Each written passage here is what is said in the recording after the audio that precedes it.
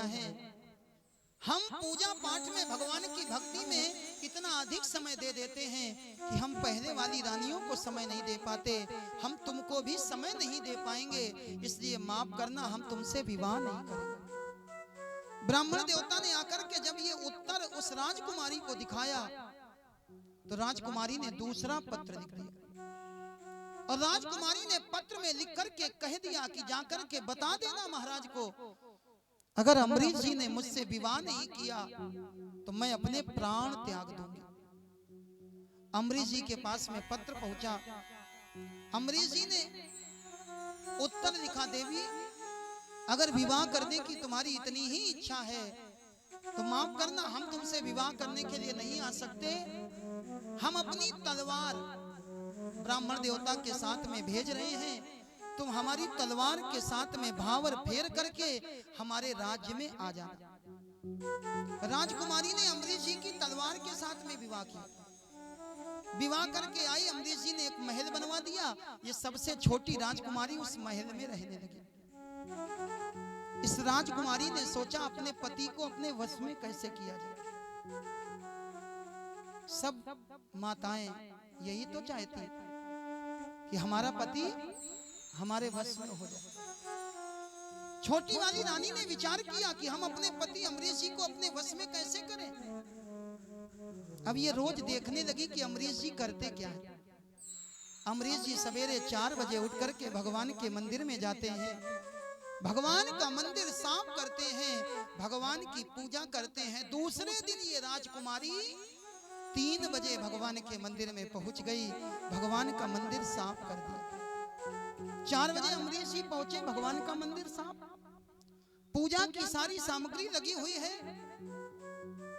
अम्बरीश जी ने सोचा आखिरकार आज कौन ऐसा आ गया जिसने हमसे हमारी सेवा छीन ली। आज कौन ऐसा आ गया जो हमसे पहले आकर के हमारी सेवा को करके चला गया। अम्बरीश जी लौट करके गए और दूसरे दिन अम्बरीश जी रात में 2 बजे आकर के मंदिर के बाहर छुप करके बैठ गए।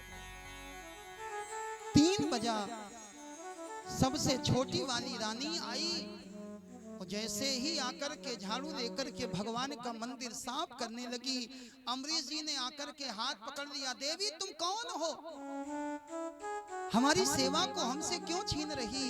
ये राजकुमारी बोली, महाराज मैं आपकी सबसे छोटी वाली रानी, मैं वही हूँ जिसने आपके साथ नहीं आपकी तलवार के साथ में विवाह किया। अम्बरीश जी बोले, देवी माफ करना, मेरी सेवा मत छीन। अगर तुमको भी भगवान की पूजा ही करनी है तो एक काम करो, जैसे हमने अपने महल में मंदिर बनवा लिया ऐसे तुम भी अपने महल में एक मंदिर बना लो। छोटी वाली राजकुमारी ने अपने महल में जाकर के एक मंदिर बनवाया, भगवान की प्राण प्रतिष्ठा करवाई और ये रोज बैठ करके भगवान की पूजा करते। एक दिन सवेरे सवेरे 4 बजे वीणा को लेकर के बैठी, वीणा को बजाती जा रही थी, भगवान का भजन गाती जा रही थी। और इसके भजन में इतना भाव था। भजन गाने के लिए किसकी आवश्यकता होती पता है आपको? संसार के गाने गाने हो तो आपको राग की आवश्यकता है। बढ़िया राग में गाओ तभी बढ़िया लगेंगे। संसार के गीत गाने के लिए राग की आवश्यकता, लेकिन भगवान का भजन गाने के लिए अनुराग की आवश्यकता है। आपके हृदय में जितना प्रेम होगा, आपकी वाणी से निकलने वाला भजन उतना ही मीठा होगा। ये राजकुमारी वीणा को लेकर के बैठी और आज इसने जैसे ही भजन गाना प्रारंभ किया, इसके भजन में इतना भाव था, अम्बरीश जी के कानों में आवाज पहुंची। अम्बरीश जी अपने पैरों को रोक नहीं पाए और अम्बरीश जी आकर के छोटी वाली रानी के महलों में बैठ गए। पूरे दिन भजन होता रहा। सारी रानियों को बड़ा आश्चर्य हुआ, बोले महाराज हमारे महलों में नहीं आते और आज महाराज पूरे दिन छोटी वाली राजकुमारी के महलों में गए। क्यों? क्योंकि उसने अपने महल में मंदिर बनवा रखा। अब तो सारी रानियों ने अपने अपने महल में भगवान का मंदिर बना दिया। प्रजा को पता लगा कि महाराज को मंदिर बहुत प्रिय है। महाराज वहीं जाते हैं जहां मंदिर होता है, तो प्रजा ने अपने अपने घर में भगवान का मंदिर बना लिया। और मंदिर होना चाहिए, भगवान का मंदिर हमारे घर में जरूर होना चाहिए।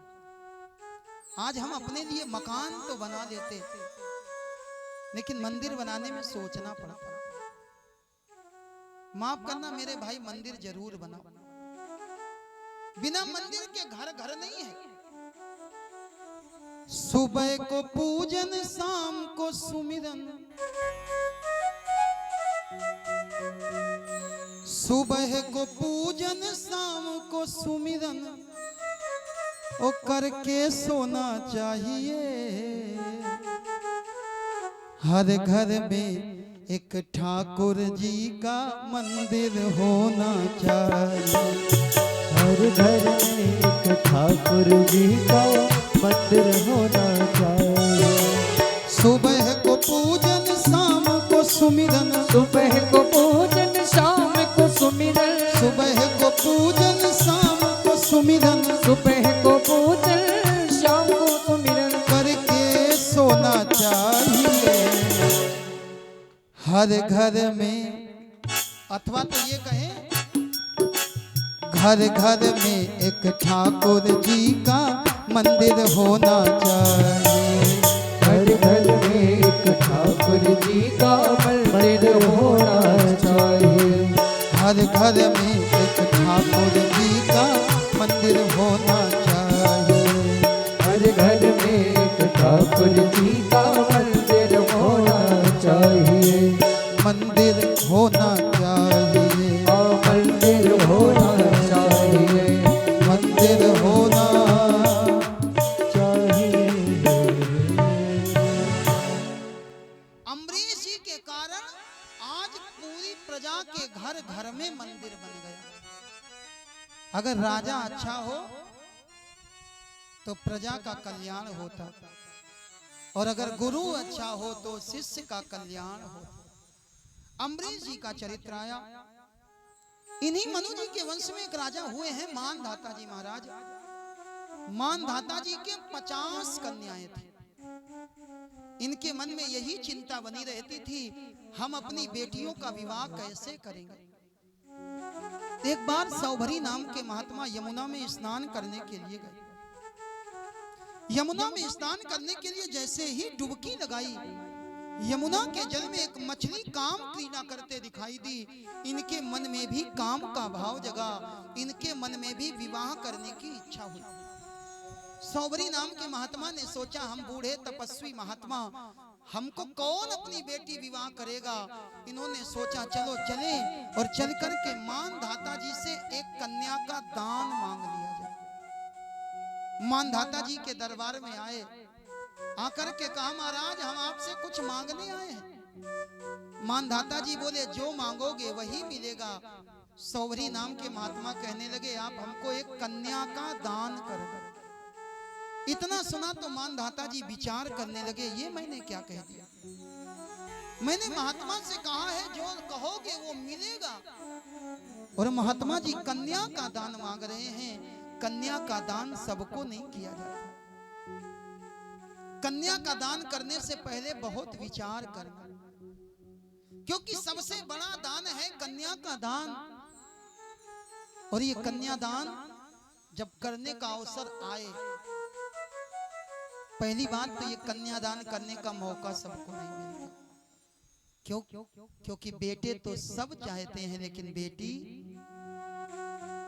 और मेरे भाई माफ करना, अगर बेटा और बेटी में तुलना की जाए तो बेटा से बेटी ज्यादा अच्छी है, क्योंकि बेटा एक कुल को पवित्र करता और बेटी 2 कुलों को पवित्र करती।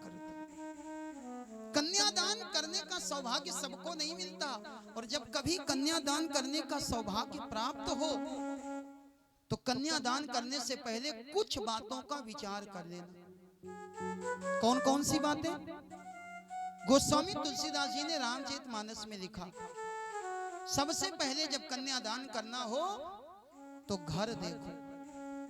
जिस घर में तुम अपनी बिटिया का विवाह करने जा रहे हो वो घर कैसा है। घर के बाद में दूसरे नंबर पे वर देखो। जिस लड़के के साथ में तुम अपनी बिटिया का विवाह करने जा रहे हो वो वर कैसा। तीसरे नंबर पे कुल देखो।